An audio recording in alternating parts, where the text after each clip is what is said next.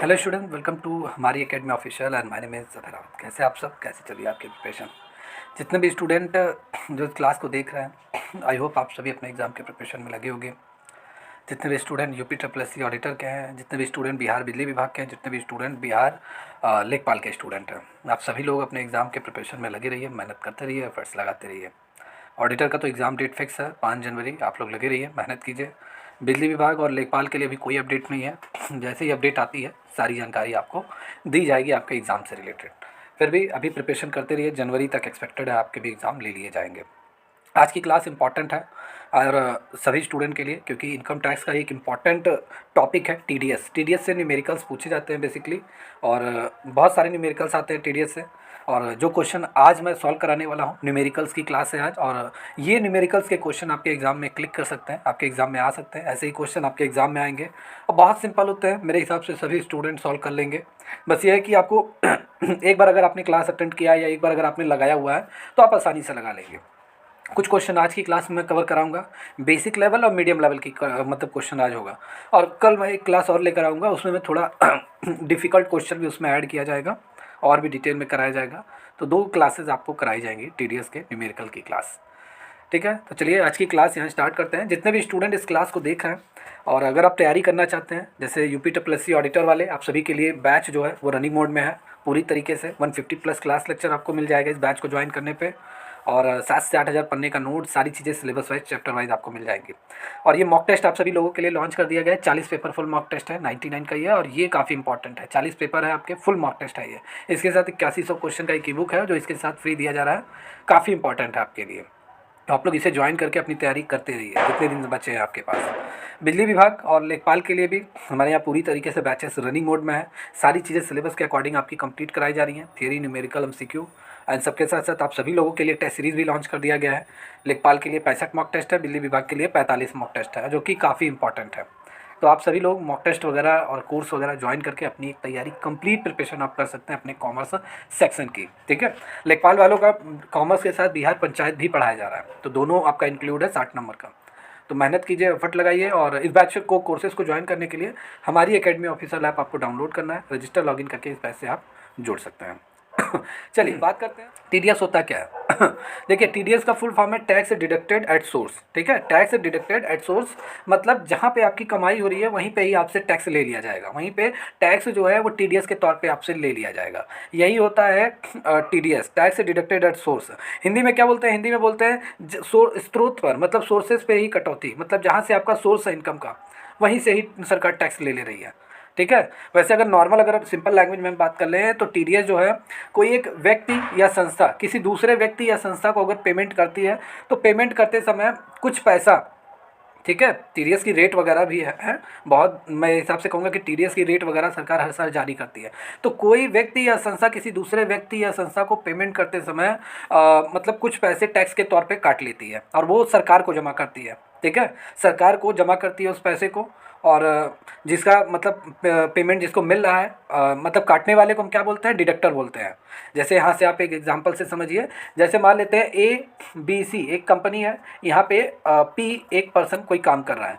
तो जब ABC इस P को पेमेंट करेगा, ठीक है, ABC कंपनी इस पेमेंट P को पेमेंट करेगा, तो यहाँ पे टीडीएस के तौर पे कुछ अमाउंट काट लिया जाता है। ठीक है, और पेमेंट मतलब टीडीएस काटने वाले को क्या बोलते हैं? डिडक्टर बोलते हैं। और पेमेंट जिसका टैक्स कट रहा है उसे क्या बोलते हैं? डिडक्टी। ठीक है, डिडक्टी ये बोलते हैं। ठीक है, तो जब भी कोई व्यक्ति या संस्था किसी दूसरे या व्यक्ति या संस्था को भुगतान करती है, तो चाहे ये पेमेंट चाहे जैसे हो, चाहे सैलरी पेमेंट कर रही हो, ठीक है, या किराया ही मिल रहा हो, जैसे आपका बहुत बड़ा मतलब प्रॉपर्टी है और किराएदार जब, या कंपनी को आपने अपनी प्रॉपर्टी को किराए पे दे रखी है, तो कंपनी जब भी आपको पेमेंट करेगी टीडीएस काट के पेमेंट करेगी।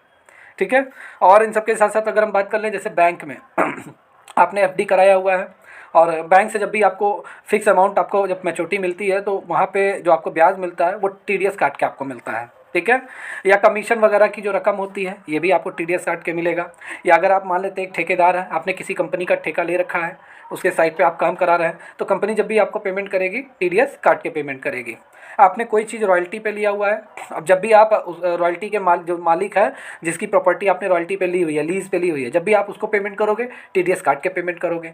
ऐसा क्यों टीडीएस काटा जाता है, इसके पीछे बहुत बड़ा रीज़न है। जैसे बहुत सारे लोग क्या करते हैं, टैक्स की बचत कर लेते हैं, टैक्स सरकार को नहीं पेमेंट करना चाहते हैं, क्योंकि ऑलरेडी सरकार तो जान ही नहीं पाएगी कि ये 3 लाख 4 लाख कितना कमा रहा है। अगर वो कोई प्राइवेट जॉब अगर वाला है, जैसे गवर्नमेंट जॉब वाला है तो सरकार के अंडर में वो रहेगा, क्योंकि वो सारी चीज़ें सरकार के अंडर वहाँ पे क्लियर रहेगा। लेकिन अगर कोई प्राइवेट जॉब वाला पर्सन है, किसी अदर कंपनी में काम कर रहा है, तो जाहिर बात अगर टीडीएस नहीं कटेगा तो वो टैक्स नहीं पे करेगा।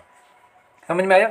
तो इसीलिए क्या सरकार ने एक नियम लगा दिया है कि टीडीएस आपको पेमेंट करते समय ही उसकी सैलरी में से या कोई भी पेमेंट हो, वहाँ पे टीडीएस काट लिया जाएगा टैक्स के तौर पर। ठीक है। अब जैसे पी का अगर टैक्स मान लेते हैं इसने दे दिया, मान लेते हैं इसने 1 लाख, मान लेते हैं यहाँ पे 1,000 रुपये इनका टैक्स के तौर पे कट गया।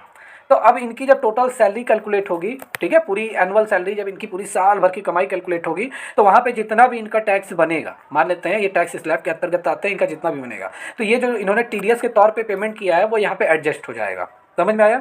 जैसे अगर मान लेते हैं इनका 1 लाख रुपया, मान लेते हैं इनका टैक्स, इनकम टैक्स इनका बन रहा है पी का। अब इन्होंने ऑलरेडी अगर मान लेते हैं टीडीएस के तौर पे 10,000 दे रखा है, तो 10,000 लेस हो जाएगा, ये 90,000 गवर्नमेंट को देंगे। ठीक है।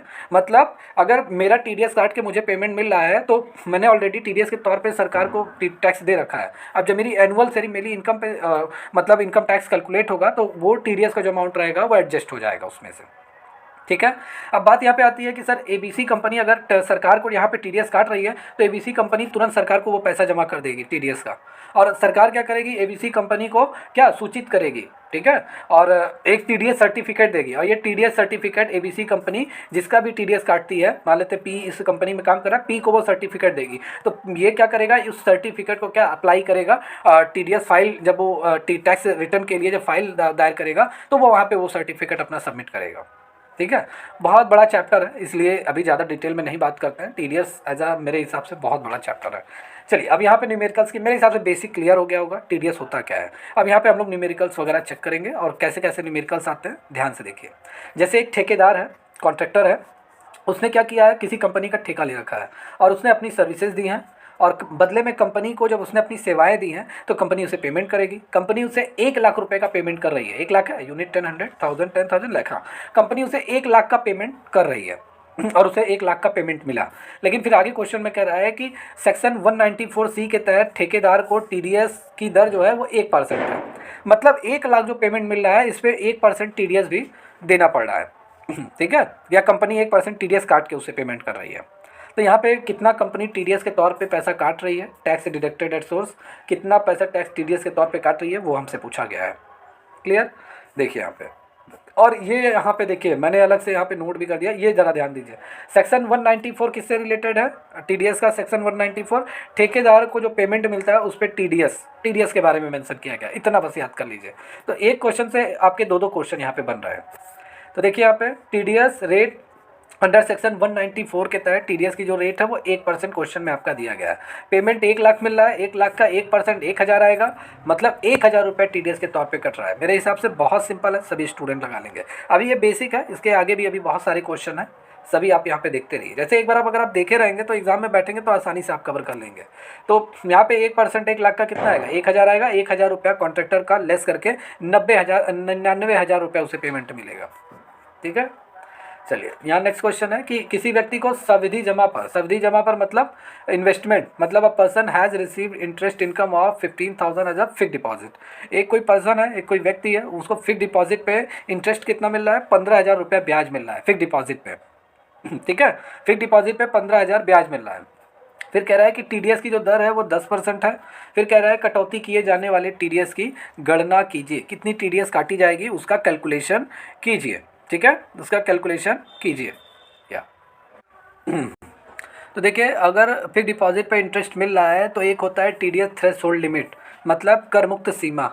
अगर आपको 5,000 रुपये अगर ब्याज मिल रहा है तो 5,000 तक पूरी तरीके से कर मुक्त रहेगा, उस पर टीडीएस नहीं काटा जाएगा। लेकिन यहाँ इनको पेमेंट 15,000 का मिल रहा है, तो जितने भी इंटरेस्ट जो मिलते हैं, ठीक है, बैंक वगैरह से एफडी पे, उस पर टीडीएस की जो रेट है वो 10% है। ये एक्चुअल में 10% है। ठीक है। और सेक्शन 194 किसके तहत इसमें क्या एक्सप्लेन किया गया है, ब्याज की इनकम को इसमें एक्सप्लेन किया गया है। ब्याज की इनकम पे टीडीएस को कितना चार्ज होगा वो एक्सप्लेन किया गया है सेक्शन 194A में। ठीक है। अब यहाँ में TDS कैलकुलेट करना है, तो देखिए 15,000 का 10% क्या होगा, 15,000 टोटल इनकम है, और जब भी इनको बैंक पे करेगा मतलब ब्याज वगैरह, तो उस पर 10% सेक्शन 194A के तहत काट कर पेमेंट करेगा। तो 15,000 का 10% मतलब 1,500 इनका लेस हो जाएगा, और 1,500 रुपया TDS की अमाउंट है, यही पूछा गया है। ठीक है, सिंपल क्वेश्चन है, यहाँ पे बहुत सारी चीज़ें आपकी क्लियर हो रही हैं। सेक्शन 194 ब्याज की इनकम पे TDS कटौती, उसके बारे में एक्सप्लेन है। और यहाँ पे मिनिमम लिमिट क्या है, थ्रेशोल्ड लिमिट 5,000 रुपये, 5,000 ब्याज की इनकम पे कोई TDS नहीं कटेगा। और ये ठेकेदार वाला मैं आपको बताना भूल गया, 3,154C मतलब 194C में ठेकेदारी की इनकम पे TDS की कटौती के बारे में एक्सप्लेन किया गया है। मिनिमम 3,000 रुपये तक अगर ठेकेदारी की इनकम है, 3,000 या 30,000 है शायद, इसको मैं ज़रा एक्सप्लेन कर दूँ, 30,000 या 30,000 तक की इनकम पे कोई भी TDS नहीं कटेगा। ठीक है, चलिए नेक्स्ट क्वेश्चन। या एक कंपनी, ये क्वेश्चन काफ़ी इंपॉर्टेंट है, एक कंपनी ने एक मकान मालिक को 80,000 रुपये का किराया पे किया। मतलब अगर आपके बहुत सारा हाउस प्रॉपर्टी है, आपने किसी कंपनी को किराए पे दे दिया, तो कंपनी आपको पेमेंट करेगी रेंट वगैरह। तो वही चीज़ है कि 80,000 उस व्यक्ति को किराया मिल रहा है। ठीक है, पर माह के हिसाब से मिल रहा है, पर मंथली 80,000 किराया मिल रहा है। अब देखिए यहाँ सेक्शन 194I, देखिए एक और, इसमें एक क्वेश्चन में आपके बहुत सारे क्वेश्चन छिपे हुए हैं। सेक्शन 194I जो है वो रेंट की इनकम पर TDS कटौती के बारे में बताता है, सेक्शन 194I। ठीक है, इसके तहत किराए के लिए जो TDS की दर है वो कितनी है, 10% है। कितनी है, 10% है किराए की इनकम पे। ठीक है, अब हाँ, तो कितना है, ये यहाँ पे 10% है, TDS काटा जाएगा मतलब रेंट की इनकम पे। फिर यहाँ पे कह रहा है कि एक वर्ष के लिए काटे जाने वाले TDS की अमाउंट की कैलकुलेशन कीजिए। एक वर्ष का हमें पूछा है इसमें।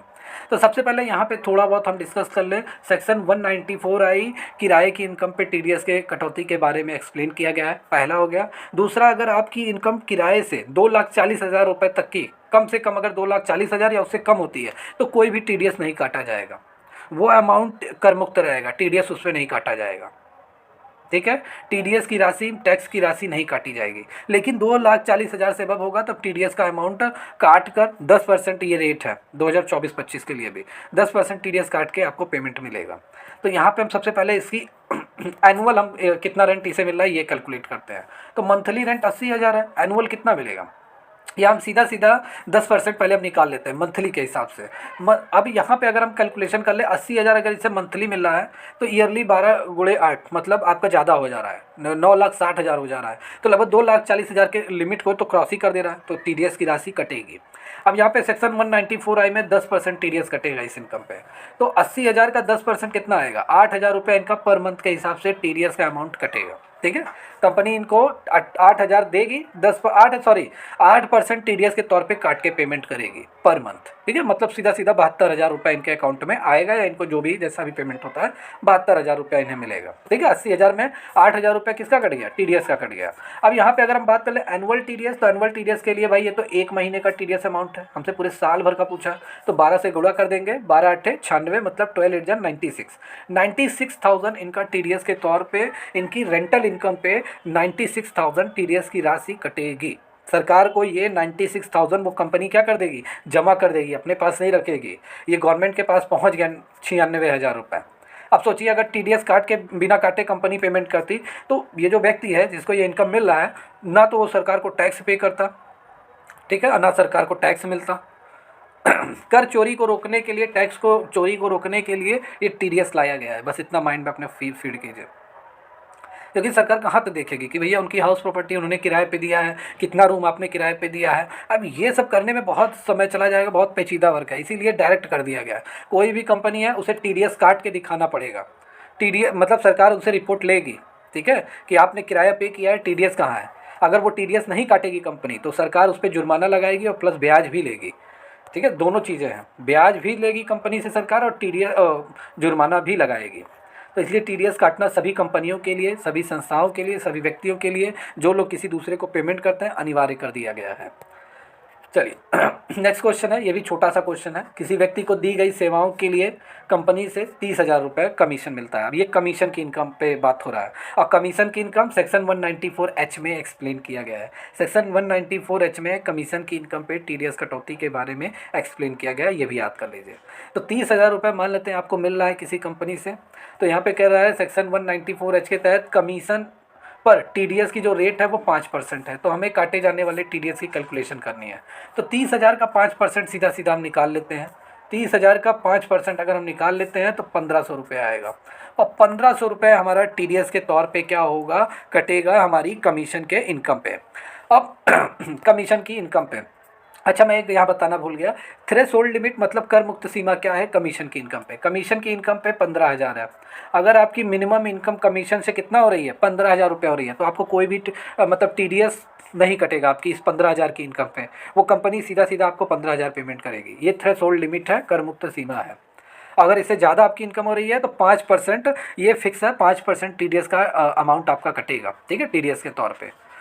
समझ में आया आपको या?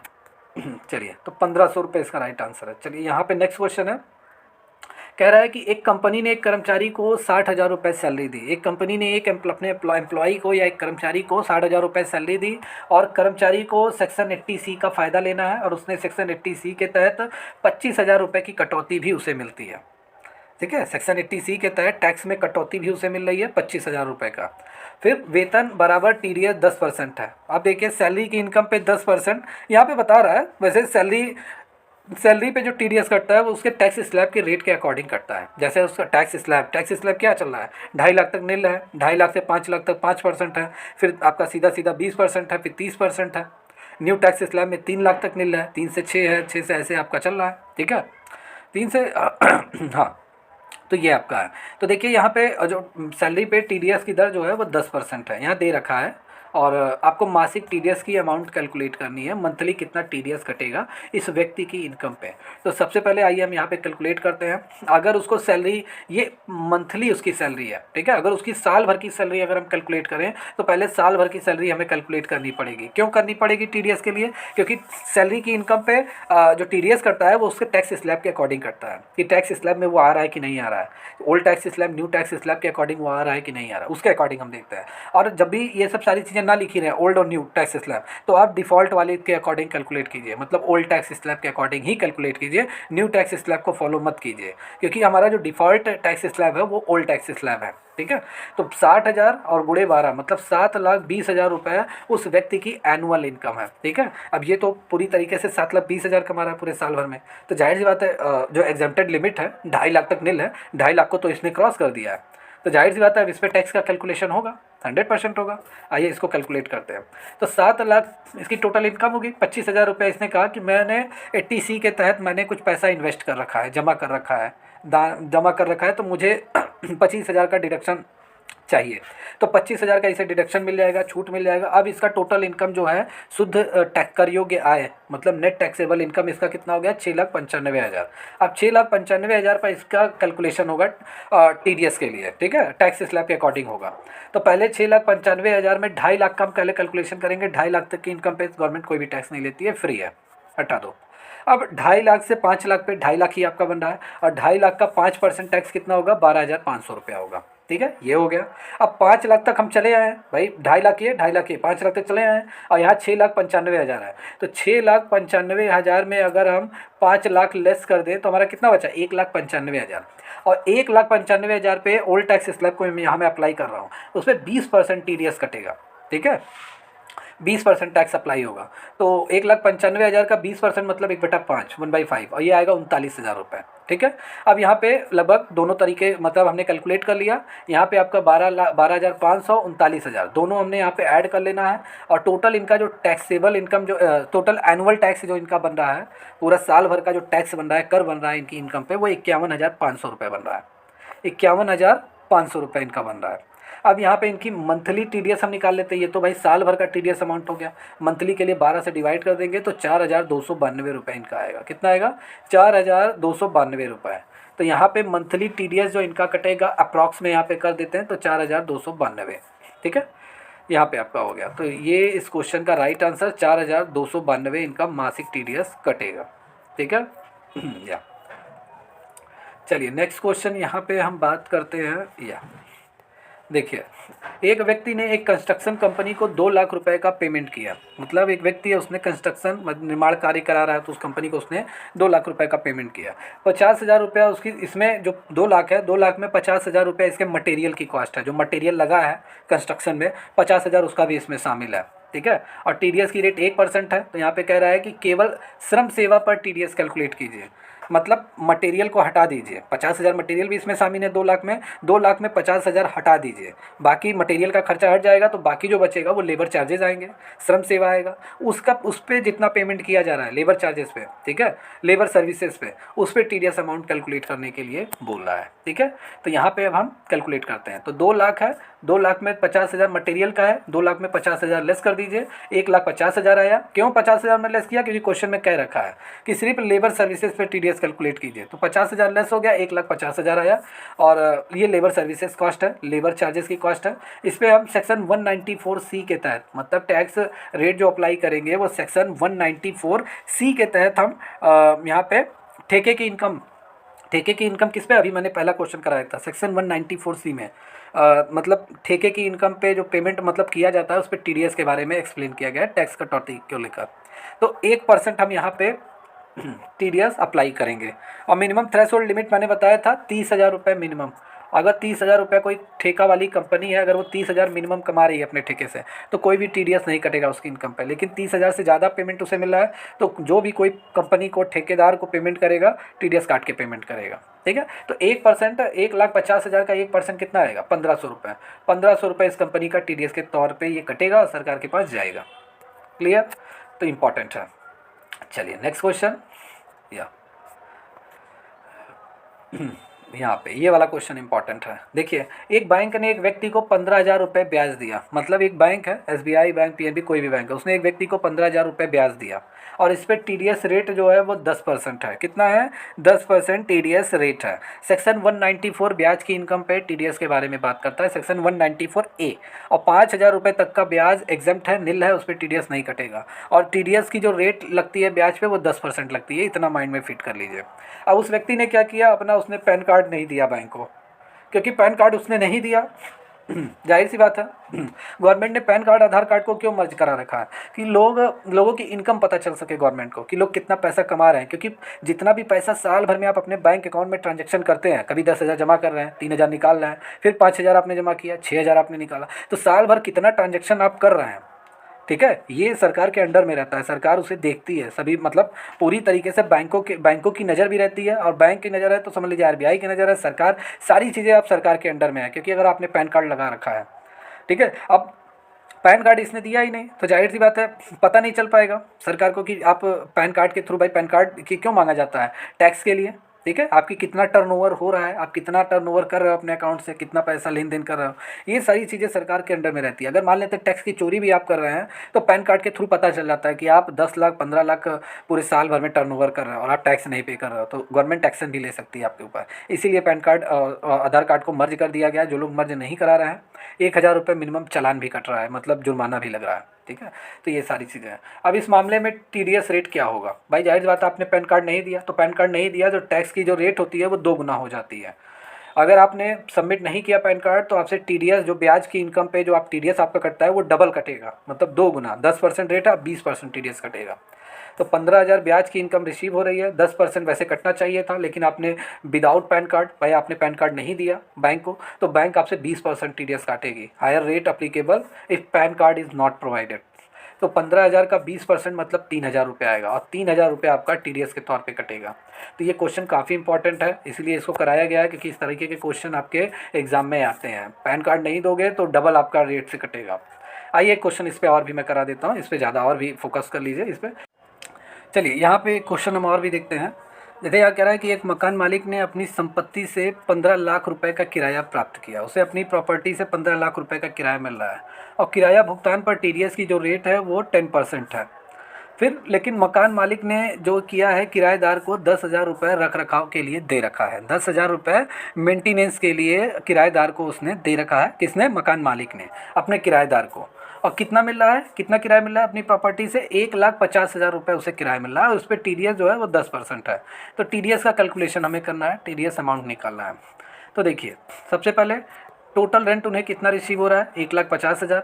10% जो मेंटेनेंस कॉस्ट है ये लेस हो जाएगा, ठीक है, मेंटेनेंस कॉस्ट लेस हो जाएगा। टोटल टीडीएस जो कटता है वो इनकम पे आपके कटता है, टीडीएस टैक्स, ठीक है, टैक्स डिडक्टेड एट सोर्स। तो ये 10,000 लेस हो जाएगा, तो बचा 1,40,000 ये मकान मालिक की इनकम हो गई, क्योंकि 10,000 रुपये तो इसने मटेरियल का दे रखा है, मटेरियल का खर्चा लेस हो गया, मेंटेनेंस का दे रखा है। अब 1,40,000 पे 10% आपका यहाँ निकाला जाएगा और ये आपका आएगा 14,000 रुपये, और ये टीडीएस का अमाउंट यहाँ पे कटेगा कितना, 14,000 रुपये, ठीक है, 14,000 रुपये ये कटेगा आपका।